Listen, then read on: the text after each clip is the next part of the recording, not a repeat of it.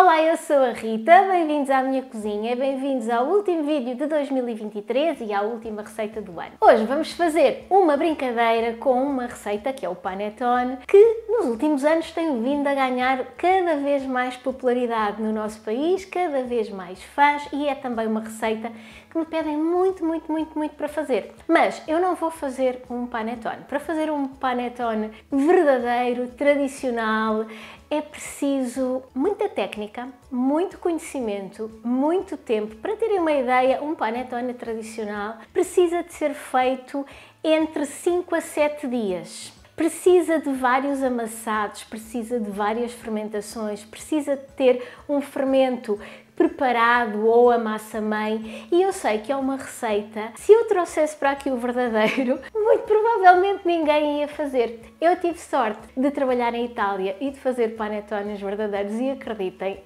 é uma coisa que muito poucos iriam desfrutar de fazer em casa. Então, o que eu vou fazer aqui é uma brincadeira então com essa receita do panettone que eu batizei de Panão-tone, porque eu acho que a arte de fazer panettones verdadeiros é tão bonita e quem faz deve ser respeitado ao ponto de nós não tratarmos os outros, os panettones falsos, como panettones também.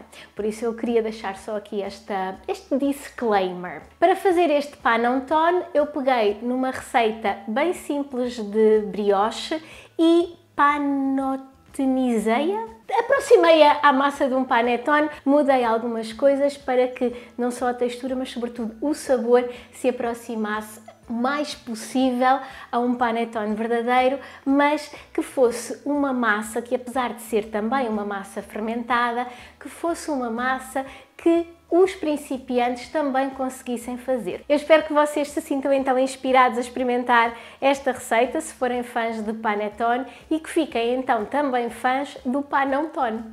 Falamos agora dos ingredientes que vamos precisar. Vamos usar farinha tipo 65, que é a que eu gosto mais de usar quando faço massas fermentadas. Para adoçar, açúcar e mel, gemas, leite, laranja, tanto a raspa como sumo, manteiga, pasta de baunilha e alguma bebida alcoólica. No meu caso eu vou usar rum, mas podem usar, por exemplo, vinho do Porto. Fermento, tanto podem usar seco ou fresco. Vejam as quantidades da receita e usem a quantidade adequada ao tipo de fermento que quiserem usar, e depois, para juntar à massa, tiras de laranja desidratada e chocolate. Como viram, os ingredientes são simples e agora vou explicar um bocadinho o processo. Bom, eu começo por dizer que fazer esta receita é um projeto de dia inteiro. Aproveitem para fazer isto num dia que estejam em casa. Vão começar de manhã e terminar ao fim do dia. Normalmente estas massas até precisam de repousar e arrefecer completamente antes de serem cortadas e comidas. Portanto, é perfeito porque vocês vão ter o vosso panão-tone prontinho no fim de um dia. No dia seguinte ele vai estar perfeito logo de manhã cedo para vocês comerem ao pequeno almoço, se quiserem. Apesar de demorar muito tempo a estar pronto, vocês só vão efetivamente trabalhar nele, pôr as mãos na massa, aí uns 15, 20 minutinhos no máximo, sobretudo se tiverem uma batedeira de mesa. Portanto, o resto do tempo é só tempo de espera. Apesar desta receita ser uma receita muito simples, temos aqui 3 pontos cruciais para prestarmos atenção para o nosso panão-tone funcionar. O primeiro é o amassado da massa, o segundo são as fermentações e o terceiro é a cozedura. Vamos por partes, explicando cada uma das fases, começando agora pela parte do amassado. Se vocês tiverem uma batedeira de mesa, maravilhoso, não há qualquer complicação, é só meterem na batedeira e a massa vai amassar isto rapidamente e vai demorar mais ou menos uns 10 minutinhos. Mas fiquem para ver a explicação do ponto da massa para perceberem que é mais importante do que o tempo. Se não tiverem uma batedeira de mesa, dá também para fazerem em qualquer outra máquina que tenha um programa de amassar, quer seja um robô de cozinha, quer seja uma máquina de fazer pão, vão respeitando também o ponto certo, e se não tiverem nenhuma destas máquinas, podem também amassar à mão. A diferença é que vai demorar muito mais tempo, vai demorar uns 20, 25 minutos, mas também dá para fazer. Vamos lá então perceber esta parte do amassado. Mas antes de começarmos a amassar a massa, vamos deixar preparada a casquinha de laranja, que vamos picar muito miudinha, e mais à frente eu vou falar um pouquinho mais sobre esta casca de laranja. Por enquanto, vamos deixá-la numa tigelinha e misturam muito bem com a bebida alcoólica que estiverem a usar, que no meu caso é o rum, e deixam repousar até ser hora de usar, que será bastante mais à frente, mas assim vai hidratando e ganhando sabor. Agora sim, vamos à massa e vamos colocar todos os ingredientes na tigela de uma batedeira. Tenho aqui a farinha, tenho o fermento granulado. Se estiverem a usar fermento fresco, dissolvem no leite, o leite vai morno, a manteiga amolecida. Vamos juntar também as gemas, o açúcar, o mel, as raspas de laranja e o sumo de laranja, o restante rum, o sal e a baunilha. E vamos começar a integrar tudo com o gancho, que é o acessório ideal para massas amassadas. E uma coisa, esta massa não deve ser feita em batedeiras de mão. Nesta primeira fase, o que nós vamos perceber é se a textura da massa está correta para começarmos a amassar. A massa deve estar bem molinha, mas não deve colar às mãos, que é o que acontece aqui com esta minha massa. Então, eu vou juntar muito pouquinha quantidade de farinha, e resistam à tentação de juntar muita farinha. Vamos juntando muito pouquinho, pouco a pouco, até a massa estar com esta consistência. Veem, ela não cola às mãos, mas continua bem molinha. Agora sim, vamos começar a amassar a massa. Vamos amassar a massa numa velocidade média-baixa. Vejam se a vossa batedeira tem indicação da velocidade ideal para massas fermentadas, e vai ser mais ou menos durante 10 minutos, mas o ideal é vermos o ponto certo. Qual é esse ponto? É quando nós fazemos uma bolinha com a massa e esticamos essa massa, e esta massa não se rompe no centro. Veem o que aconteceu? Ela rompeu-se completamente, o que quer dizer que ela ainda não está completamente elástica e bem amassada. Portanto, continuamos a amassar e vamos de vez em quando fazendo este teste. Este é o chamado ponto de véu ou ponto de membrana, e a minha massa já está a bater há cerca de entre 10 e 11 minutos, e aqui a massinha já está pronta. Vejam a diferença de há pouco. Vamos esticando do centro para fora, também com delicadeza, e vejam como a massa já não rasga e cria uma membrana fininha e elástica no centro. Se não tiverem então uma batedeira e quiserem amassar à mão, eu vou-vos aqui demonstrar o processo e o método ideal para amassarem a massa à mão, que é ir batendo com a massa na bancada e dobrando, e vai criar o mesmo efeito da batedeira. Quando a massa então estiver já no ponto certo, fazemos uma bolinha e seguimos para a próxima fase. Massinha amassada, vamos agora fermentá-la. Ela vai fermentar 2 vezes. Uma vez vai ser esta primeira fermentação, em que ela vai fermentar em bloco simples, e a segunda vez já vai ser uma fermentação em que ela vai fermentar já na forminha, pronta para depois ser cozida. Esta é uma massa bastante enriquecida e, portanto, uma massa um pouquinho mais pesada e mais preguiçosa para fermentar.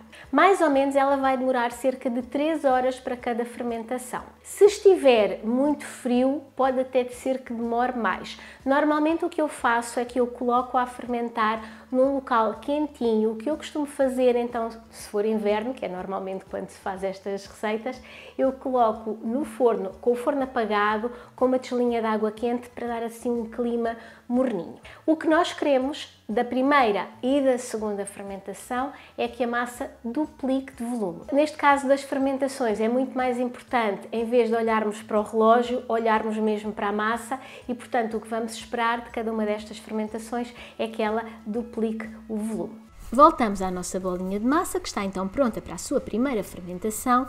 Vamos cortá-la em cruz com uma faca de serra, isto vai abrir a massa e facilitar que ela cresça. Vamos colocar numa tigela, tapar, aconchegar, e passadas então mais ou menos 3 horas, vamos ver o que temos. E aqui temos então a nossa massa, que duplicou perfeitamente de volume, já praticamente nem se percebe os cortes que eu fiz com a faca. Vamos agora libertar um bocadinho de stress, dando uns murrinhos na massa, para retirar este primeiro ar que se criou. E nesta altura chegou a hora de incorporar a laranja e o chocolate na nossa massinha, e se preferirem podem substituir o chocolate por passas também hidratadas em 2 ou 3 colherinhas de alguma bebida alcoólica. Essa é a versão tradicional, mas a parte da laranja não omitam nem substituam porque esse é o nosso grande segredo e é isso que vai tornar esta massa o mais parecida possível com o panettone.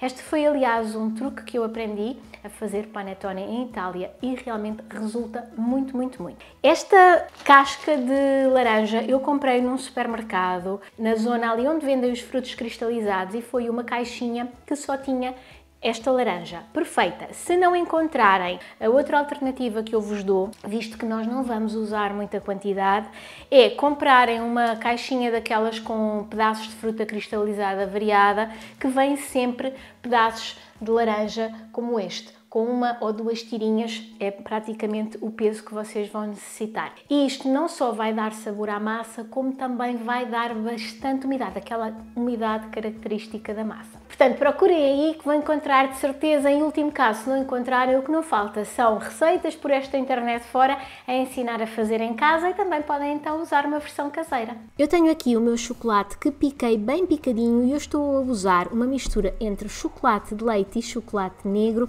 e tem pedacinhos mais ou menos de meio centímetro. Podem usar só chocolate de leite ou só chocolate negro, como preferirem.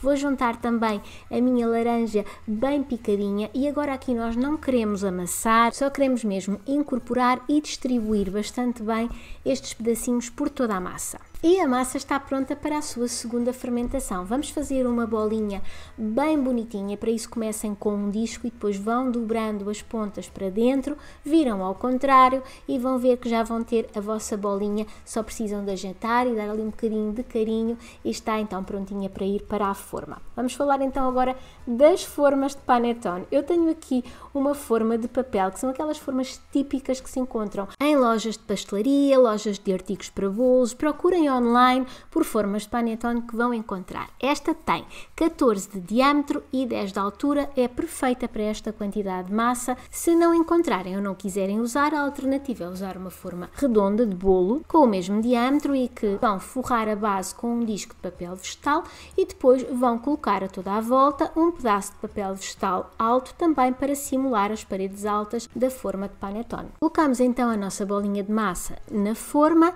e agora é o mesmo da primeira fermentação, ou seja, vamos esperar que ela duplique de volume. Ela está por aqui e eu quero que ela fique então por aqui, que chegue praticamente à boca da forma. Vou tapar a minha forma e vou então esperar mais ou menos as tais 3 horas até que ela esteja fermentada corretamente. E aqui está ela, olhem só para esta beleza, olhem só como ela cresceu e agora então está prontinha a cozer. Vamos pincelar com ovo batido ou com leite, que é o meu caso. Se vocês quiserem cozê-lo simples, aconselho que pincelem com ovo batido, que vai ficar mais bonito, mais coloradinho, mas eu vou polvilhar com amêndoas laminadas e açúcar perolado, então o leite acaba por funcionar apenas como cola. Isto vai fazer também um topo crocante. Este é o açúcar perolado, que é o que se usa também para fazer os gofres de Liège. Não é nada fácil encontrar em lojas físicas, mas encontram online. Este eu por acaso trouxe da pastelaria de uns amigos, mas se vocês não quiserem usar, não há qualquer problema,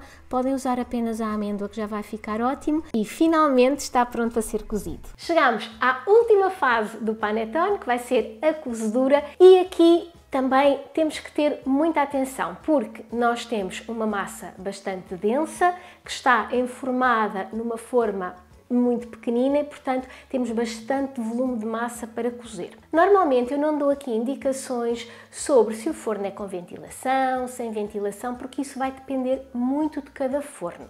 Mas neste caso do panettone, eu vou-vos aconselhar a cozer com forno estático, ou seja, sem ventilação. E o que vocês vão fazer é também colocar o panettone de maneira a que ele fique um pouquinho mais baixo no forno. Vejam aí os sítios onde conseguem colocar a grelha para que ele fique mais longe da resistência de cima. E vamos então cozer esta massa a 170 graus, forno pré-aquecido, de preferência se tiverem um termómetro de forno para verificar que está mesmo nessa temperatura, melhor ainda. Ele vai demorar a cozer entre 50 minutos a 1 hora, mais ou menos. Passados os primeiros 25 minutos de cozedura, o que vocês vão fazer é tapá-lo com uma folha de papel de alumínio para ele não ganhar muita cor.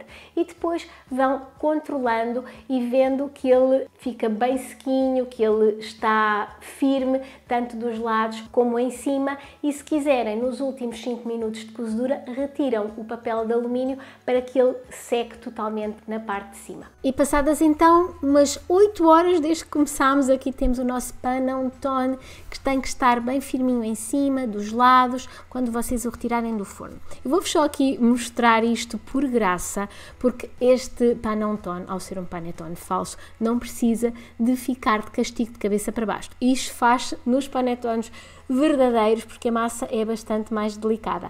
A massa deste é bastante mais firme, portanto não é necessário, mas era só para vocês verem o processo final. Quando estiver completamente frio, guardam-no bem fechadinho num saco, ele vai durar assim uns 3 dias e se quiserem também o podem congelar. Para servir eu gosto de o polvilhar muito subtilmente com um bocadinho de açúcar em pó, só para dar um pouco de cor à parte de cima.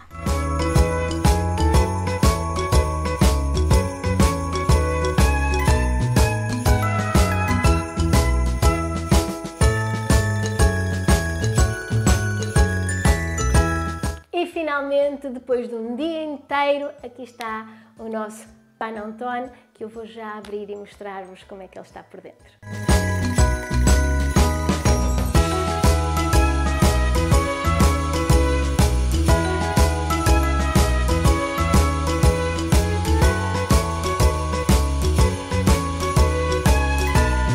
Se vocês já comeram um panettone verdadeiro, percebem a diferença na massa. Um panettone verdadeiro tem uma massa mais leve, mais airada, toda esburacada. Este não, este tem uma massa mais compacta, mais densa, e essa é a principal diferença entre esta massa e um panettone verdadeiro. No entanto, nós ao comermos, a primeira sensação é essa percepção de que a massa é mais densa, mas à medida que vamos mastigando, vamos percebendo que esta massa é tão úmida que engana bem e é sobretudo muito deliciosa. Tem este saborzinho da laranja, do chocolate, a massinha é ótima também. Vamos já calar.